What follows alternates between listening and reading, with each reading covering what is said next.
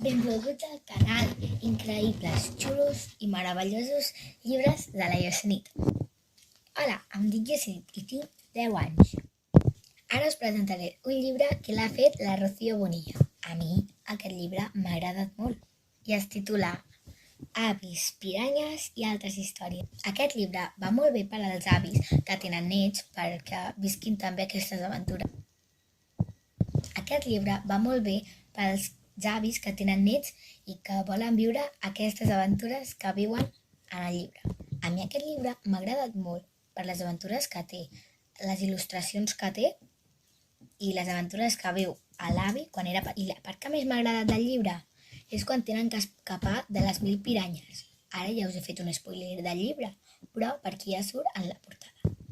Mireu, aquí està el llibre. Aquest senyor ens el donarà. Me'l podeu donar, sisplau? Sisplau. Sisplau. Gràcies, adeu. Això és el que us deia. Quan volen escapar de les 1000 piranyes, la Rocío Bonilla i Avis, piranyes i altres històries. Si us heu llegit aquest llibre, llavors podreu respondre les preguntes que ara tindré per vosaltres. Pregunta 1. Com es deia l'avi d'en Nico? A. Mateo. B. Rodolfo. C. Roderic. I per últim, D. Ramon.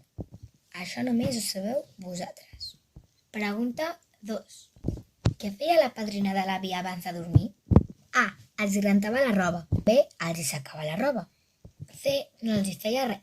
I D. Els hi posava un altre pijama. Pregunta 3. Què li diu l'avi al Nico quan estan tirant les escombraries? A.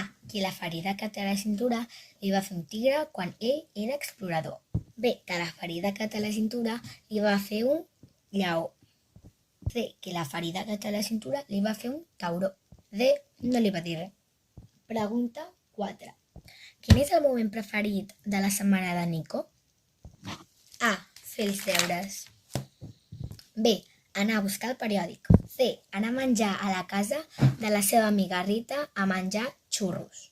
A mi m'encanten els xurros, és que de veritat, aquests xurros estan boníssims. D. Anar a pescar amb el seu avi.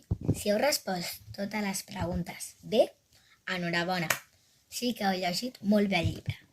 Però si heu fet unes quantes bé i unes quantes no, doncs us recomano tornar-vos a llegir aquest llibre. Recordeu, si no el teniu a casa ni o l'heu perdut, vinga, aneu a comprar. Aquesta és la portada. A darrere del llibre us sortirà això.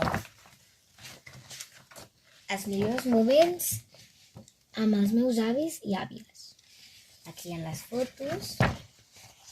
I també surt això, els llibres de la Rocío Bonilla. Són molt xulos i m'agraden molt. I si us el voleu comprar un altre cop, ràpid, que s'esgota.